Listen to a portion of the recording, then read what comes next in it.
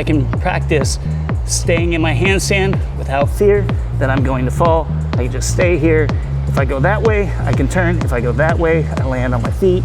But in the meantime, I'm learning how to be comfortable and relaxed and think with a clear mind while I'm doing my handstand.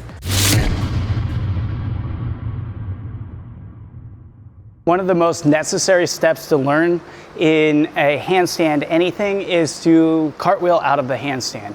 Learning to cartwheel out of the handstand means that you should not fear that handstand position and falling over and getting the crap knocked out of you when you do. Rolling out of a handstand is also very uncomfortable, especially if there's some sort of rock or debris on the gym floor.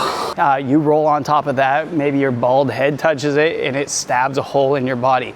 Also not great. The safest and most convenient way to get out of a handstand is what I call cartwheeling out of a handstand. It's not a real cartwheel. If you don't know how to do a cartwheel, maybe you should learn. But until then, you should be working on the handstand falling out into a cartwheel. Starts like this.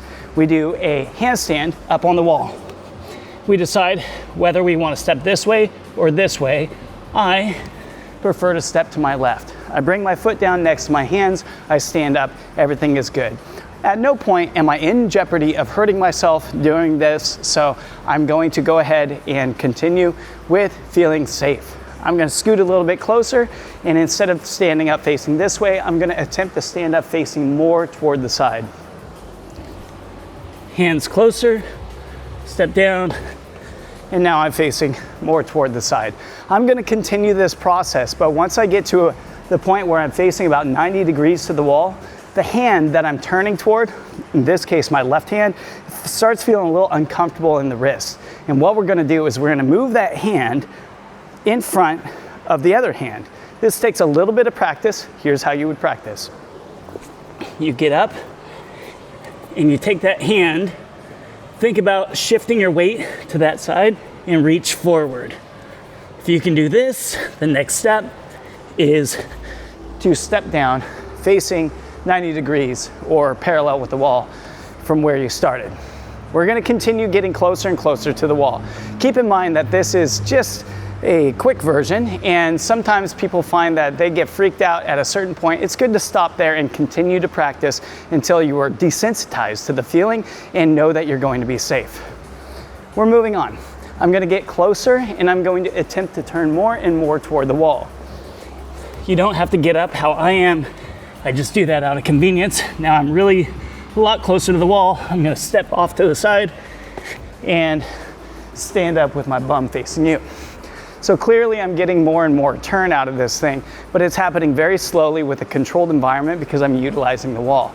Yes, I know that this is not always the case in a kick to handstand and then falling into open space, but kick to the handstand should be worked separately as it is its own skill.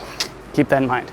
So now I'm going to get all the way up next to the wall, and then I'm going to turn, and then the last step with the wall is I'm going to be really close, come off the wall, and then turn. Here's the one before. I stay against the wall as close as I can get, and then I'm going to turn and step where I can face the wall. 180 degree turn is worst case scenario. If you can practice that off the wall, that's great. You're in a good position to be going off the floor in the open space. Now, I'm going to let my feet drift away from the wall before I turn. I am now off the wall and turn. It should happen slowly. Freaking out is always the wrong answer, okay? So, stay calm. Next, we do it on the floor. Like I said, just make sure that you practice kicking to a handstand on its own. In this case, I'm going to get to a split handstand, which is what I recommend for learning handstand holds. And then I'm going to pull my feet so they are side by side. They do not need to be together. From that position, I'm going to lean. And then when I know I am past the point of no return, I'm going to go ahead and turn.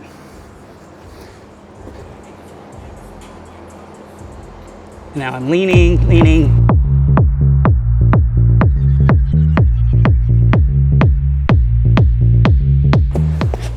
Nothing I can do to save it.